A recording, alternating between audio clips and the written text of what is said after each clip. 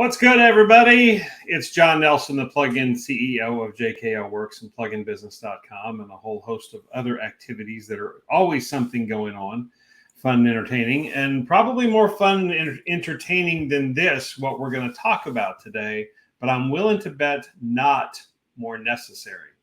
So this is something we're talking about is part 2 of our series, a little mini series on policies and procedures and why your business needs them, why your business needs smooth processes, how it can help you to work on your business, not in your business. That is that's the E-Myth mantra, but it is so very true. And you hear it so many other places now that it is, it's just a part of what's going on.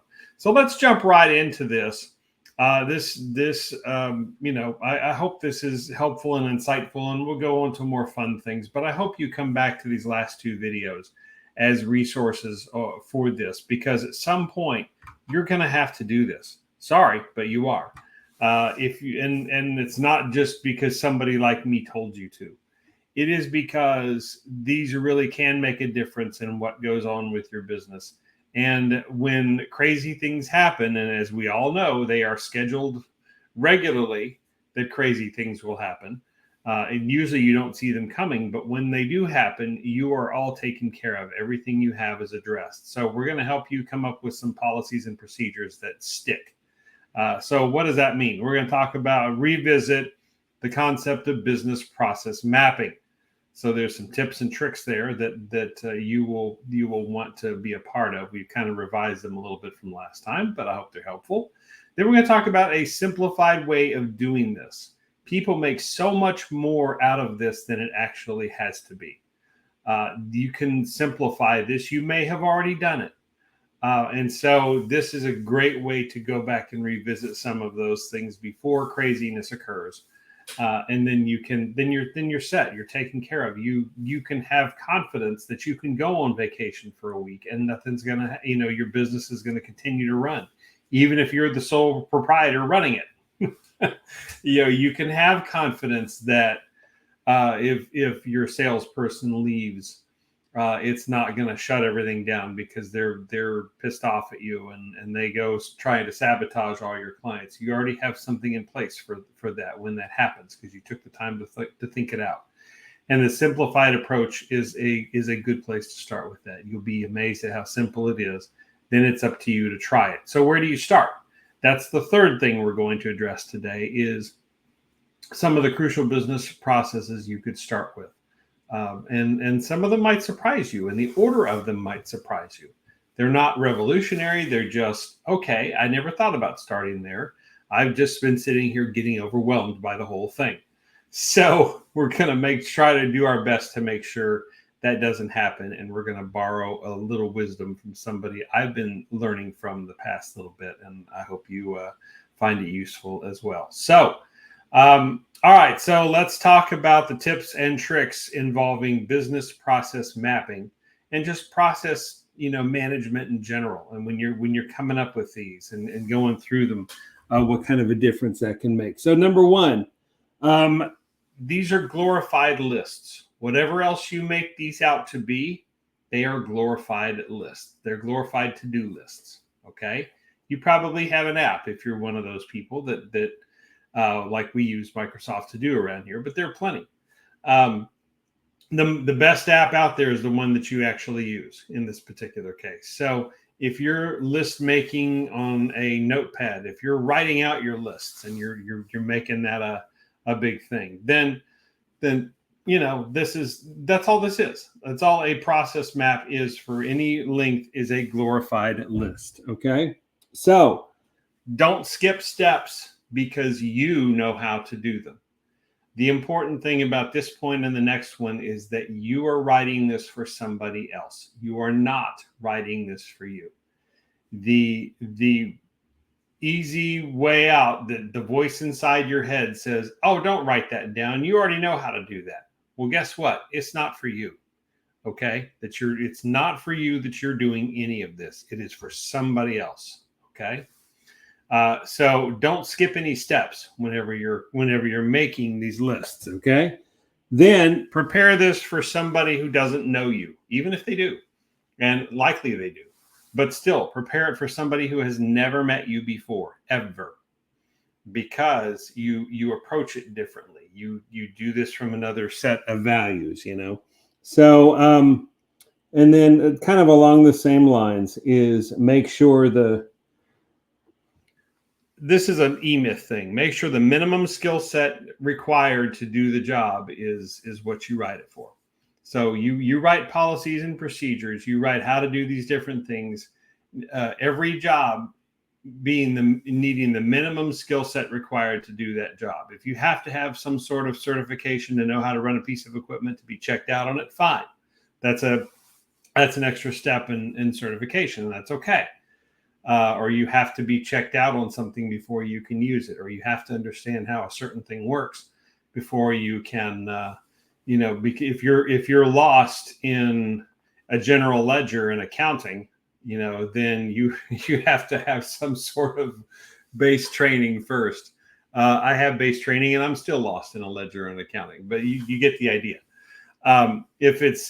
So the minimum skill set required to do a particular job is what you write the procedure for, and frankly, create the job for. Okay. That's the way that you create that. And then finally, so don't write a book, guilty. And don't overcomplicate this. Okay. I'm going to refer back to point number 1 right here. These are just glorified lists. So, but albeit when you're done, it will be a collection of glorified lists, but they're glorified lists nonetheless. So don't write this ginormous manual that is so filled with fluff that you lose just the procedures. Most of the people just want the step-by-steps. Here's what I do now, then here's what I do in a minute, and here's what I do after that happens, then here's what I do after that happens. And that's it. And that's all you need, really. If you've written it for them, you haven't skipped any steps that are left up to the mind to assume, because you know what happens when you assume, right? Those of you who don't, ask somebody. But nonetheless, you then have that, out there where it's so these are just a list. These are just simple things. All right. Speaking of simple, let's talk about how to do a a really simplified. It's not very glorified at all, in fact, business process map. Where do you start with this? Well, the first thing is to make a list. The first thing is to really decide which process you're gonna do first, which one you're gonna tackle. You need to break these down into bite-sized chunks. Don't do your entire sales fulfillment billing process all in one. It will just overwhelm you.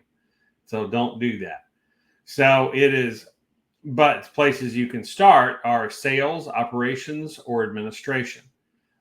If you just want core groups, but then break it down to bite-sized chunks from that, because what is it? And I'm going to give you some suggestions as to how to parse that down even further, so this doesn't overwhelm you. Remember, this is simple. We're not trying to overwhelm you. We're not trying to make this harder than it's supposed to be. At the very worst, it'll be a bit time-consuming and maybe a little tedious, but at the end of the day, you'll be very happy that you have these things if you really commit to doing them. Second step is to make that list. These are just lists. So you pick the one you want. So write down every single step in the numbered order that they come. If you forget one and you go back and do it, this is when it's good to do this on, say, a computer. You just go add a line right where you need a line. If you missed a step, you're writing through this and you're trying to capture everything, and you're inevitably going to miss something that you forgot. Either somebody reminds you of, or you think of it later and oh crap, I need to go back and add that. So you go back and add that, and you make it a next line, and that's perfectly okay. You want to capture all of this in, like we said before, in as simple a terms as possible. So you're inevitably going to miss something that maybe seems obvious to you, but shouldn't be. So it's okay. Go back and add in those pieces. Then we go back and add the descriptions. Now, 1 to 3 sentences only, and the shorter the better that it takes to explain it. We don't want a book again. But a paragraph, a small paragraph, is okay if it's appropriate. So, but nothing wasted in terms of words here and fluff. This is really a procedure after all, and some of them need a little more some of the little steps need a little more definition than most, and that's okay. But they don't need, entire paragraphs and a page written about every single step. Otherwise, you'd never get through anything. So, so yeah, just keep it short. That's as much advice to me as anybody else. Okay. Next, if you need to visualize this, if you're a visual person, that's totally cool. That's where, honestly, the business process map term kind of ends up, is in a flow chart or a process diagram that looks in a very base level like this little graphic over here. This is not an actual one, but this is kind of the idea. Okay. So you have something that you use flowchart symbols for. You can Google what those are. They're pretty self-explanatory once you get them, if you're not familiar with what flowchart symbols are. And you can use tools like Lucid Charts, Microsoft Visio, I think, is still hanging around. OpenOffice Draw. I mean, there's Zoho probably has one. There's a bunch of different tools that will create charts like this and flowcharts. Heck, even PowerPoint will create a pretty basic one, or process flow diagram that will do flowcharts. So you can start with any of those and use any of those, and probably another 3 or 4 tools that I hadn't thought of yet. But it's relatively easy to do that, and they will label some of the shapes appropriate as to what they are. Like a diamond is a decision, an oval is a start and end point, a square is a process, or something that actually happens. And so different symbols mean different things. And so you're routing with lines and arrows where everything goes, where the decisions happen. So I mean, it's a great way to visualize this, and there's nothing wrong with that at all. It just takes extra time. But if you're a visual person and the list just is not doing it for you, then this is a great way to do that. And finally, on the simplified version here, actually a couple more points. Have an external person, somebody who's not you, not your team, that you're documenting, not familiar with that at all. Have them review and test this. Okay. Show them what this is, either the list or the flow chart. Preferably the list, probably, and try to have them execute it. Test it by executing it and see if they can do it. See if it passes that test of the least skill set required to do something. And prompt them where needed. But I mean, otherwise, have them do it, and have them do it independent of you looking over their shoulder doing it. Not that you should completely disappear. It's not a secretive thing, but you want them to really test it for what it is, instead of having your influence in the middle of it. So let them do that. Let them do what you're asking them to do and fill that out. And then finally, maybe the most important step of all is, once you come up with these processes and you've tested each one of them, actually implement them. Implement them as written. So you can see if they work. You can see if they need to make revisions. You can check to see if there is, something that perhaps you missed, that has been missed for a while, that may be costing you money, maybe costing your business money. That's the point of doing these, is to look for gaps. You will find, and don't be ashamed at all if this happens, that as you're going through each process that you're in each one of the steps involved in that process, you may find a place that there are gaps of, okay, what do we do now? Well, what have we always done? I don't know. There's nothing. I don't get it. Okay, but I guess we need to add something. And you're going to feel like an idiot for a minute. And it's not good that you feel like an idiot, but it's okay. It happens. That's the point of doing this. So once you do that, then you find a similar level set of steps to fill in, to solve that gap, to fill that gap and solve that problem. And then you move on, and you'll feel so much better about yourself, having caught those things in the process. And that way, nobody else is confused. It won't be costing you any money. little air leak, as it were, is in what you do is taken care of, and nothing is left to chance on it. Okay, so nothing wrong with that at all. You're gonna find those issues. That is the point. So it's one of those. What is it? It's not a bug. It's a feature when you find those things. So that's okay. That's why you're doing this now. If you're confused on where to start, let me offer some courtesy of a gentleman named Justin Glover, who, as I said, I've been getting to know over the last few weeks, and has been providing training in the groups that I run with, and does a fantastic job. And I adapted a little bit because of who we are that are watching this and what you do. So props to Justin for this. But then it's some other places to start. So these are some processes that you could start with, and the order that they come up with, and we'll explain each one of these, and I think you'll see the logic of it. So if you're completely at a loss as to where to start, okay, you could be open to the idea of a business process mapping. Now, where you mentioned some vague areas, John, where am I going to start with this? Okay, so start here. First one, client onboarding. Okay, didn't see that one coming, and it's not necessarily in the order that you think it's going to be in, right? You would normally think of client getting. How would I go out and get this? Okay, that's coming. Some of these are in order of complexity. So to get you started with a win early. So client onboarding is one of those. It's pretty straightforward as to how, it's different for every company, but it's in general pretty straightforward as to how it works. So this can get you warmed up to the idea of business process mapping by doing this, okay? The second one is, so I call this customer interaction, right? So in my world, this would be a coaching session. In your world, this could be a patient visit. This could be a client regular meeting, catch-up meeting, monthly meeting as a client interaction. This could be you've worked on a project, and now this is the meeting along the way, the update meeting along the way.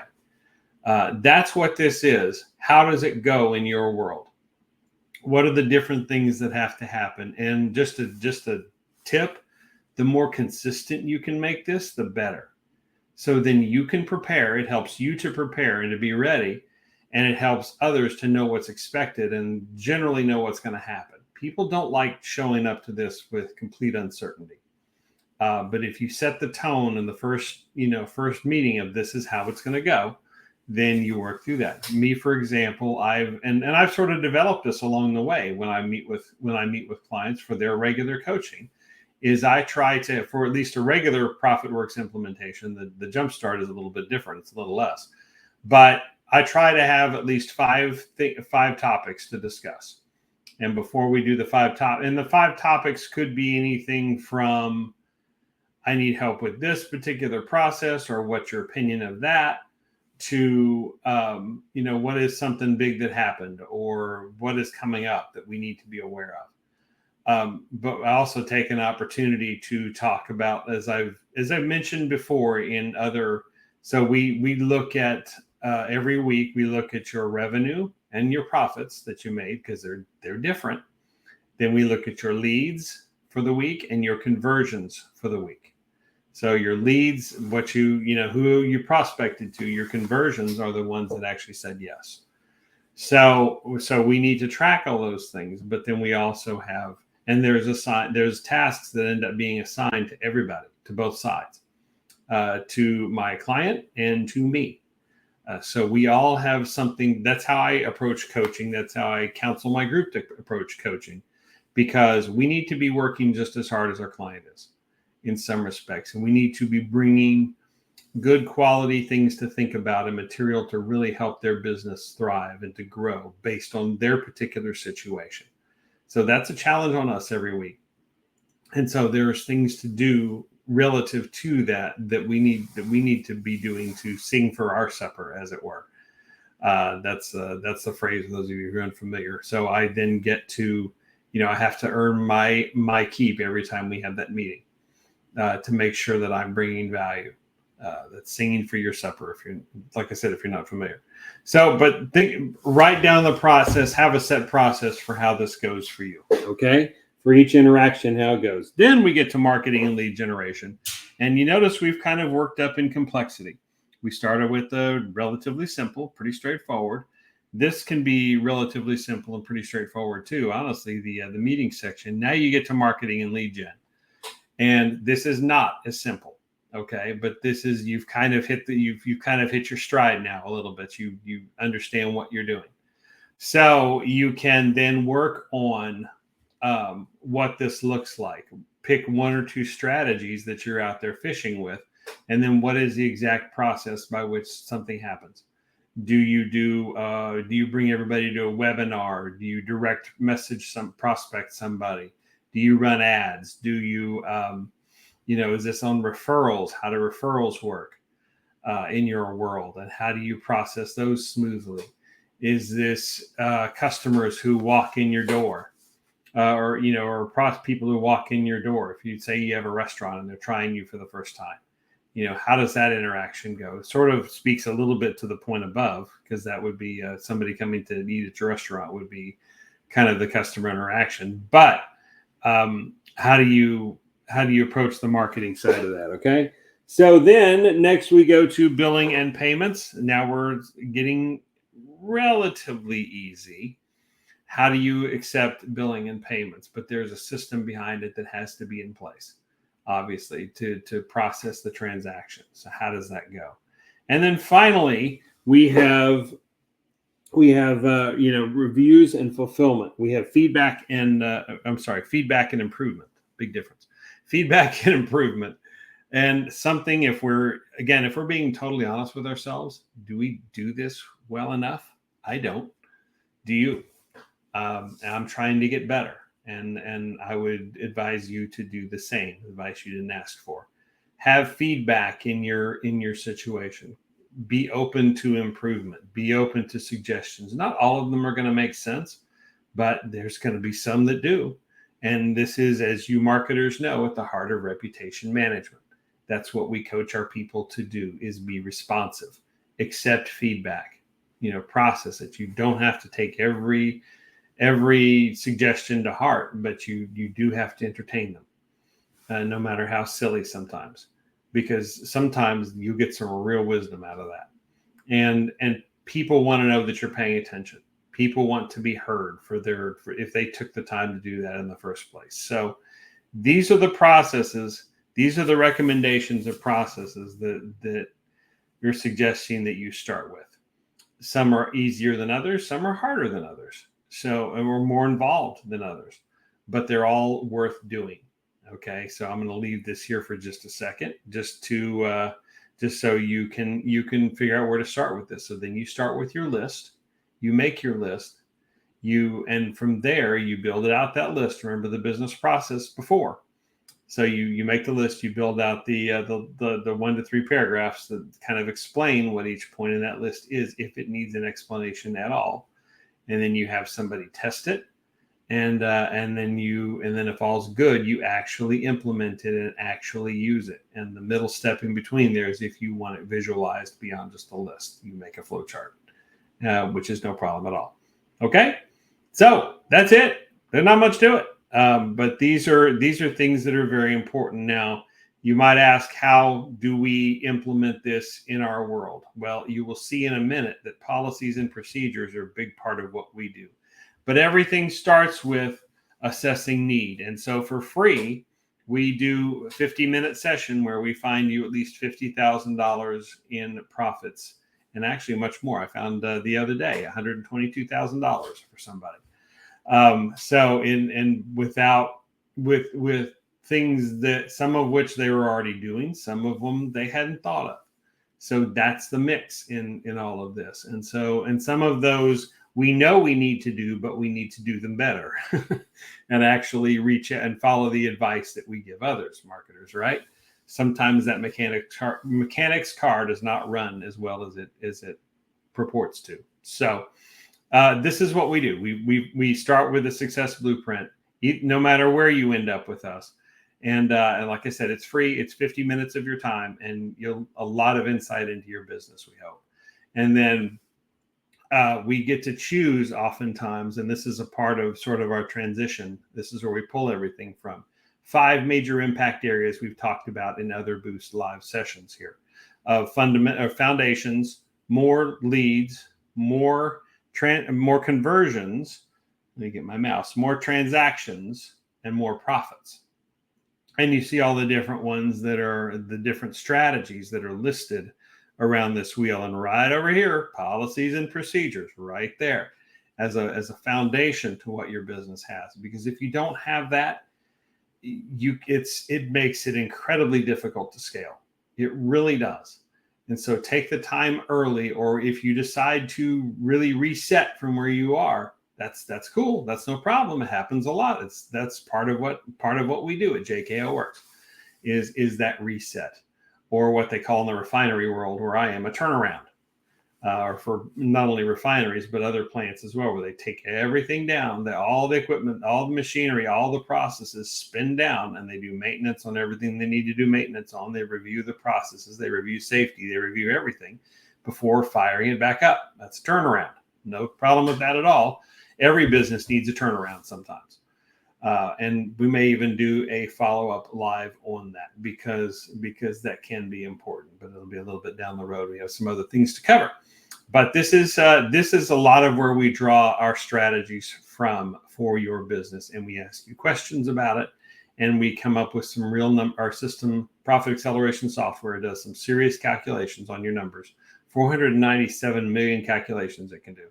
It's more than I'll ever see in my lifetime, but what it comes up with is truly amazing in terms of revenue potential. And then we jump into the Profit Works section. This is the full implementation of this, and I'm making a distinction for a reason, because I learned the value of, or saw the value firsthand of another option I'm going to give you in a minute. But for those who really do need the help, this is the road. We give you the roadmap to achieve all of these profits that we're talking about. And then we set about step by step, one at a time, week by week. If you want to go faster and it's proving okay, we'll go faster. We'll go as fast or slow as you want. But we have all this laid out for you, all these strategies, and we're working on one of them a week. We're taking an hour to work with each other as your accountability partner, your sounding board, your coach, your whatever you need us to be in general. But much of it is you are doing the work in your business. And as I said earlier, we're doing work right alongside you. We throw in some extras for that. We include access to our Success Academy, which is virtual MBA level training. So you can go get not only answers to questions, but it has some other strategies. If this is really working for you and you want a bigger picture, you want a client getting challenges at work, there's about 3 of them in there. 3 different steps to take, and they're filling you with knowledge the same time you're out there getting clients. So there's some really cool ways to do that. And so that they can work through everything in your business. We might even pull some of those out and do a client getting challenge of our own at some point. So stay tuned. We also give you access to our work CRM. It's powered by Go High Level. If you're a high level, I guess it just is. If you need that. And there's lots of other bonuses down here, and we reserve the right to throw in even more bonuses. But this is what Profit Works looks like. It is a commitment of time and a commitment of effort for you to do this. But the results can triple, quadruple your profit, several times over your profits. And in addition to your revenue. But the revenue is just everything that's coming in. The profits are what you actually get to keep. So revenue feeds your ego, profit feeds your family at the end of the day. So, and sometimes those numbers, particularly in a service business, guys, are not as far apart as you might think. Okay. All right. But there is another option just in case that other one doesn't work for everybody. And I have 2 clients that are in the process of converting to this. So, or at least it's offered anyway. All right. So this is called Profit Works Jumpstart. And the idea here is a scaled down. If you want somebody that's a sounding board, if you want somebody that that we just periodically get together, and you want a confidential source that won't laugh at you or think your ideas are crazy or anything like that, but yet brings quality to every meeting, every interaction that we have, a sort of a coach on call, then that's what ProfitWorks Jumpstart is all about. We do have based on your blueprint, we do a blueprint for this too. And we do have a set of strategies that we work through with you. But it's a much more scaled down format. And so you pay once a year cost, that's it. And you get unlimited 15-minute meetings with me or my team, unlimited 15-minute meetings. So we work on one thing at a time. We do a little bit of, wins and where everything's at, but then we just work on one smaller thing, and then we answer your questions, and then we move on. But I mean, but each time you're given some things to review, and you're given 1 to 3 action steps that you're going to have to take to get on the calendar again, to get another meeting. This isn't for my sake. I'm not giving you homework just to give you homework.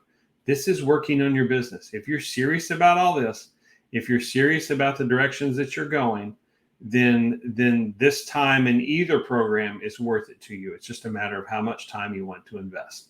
So if you want less time overall to invest, this is your jam right here.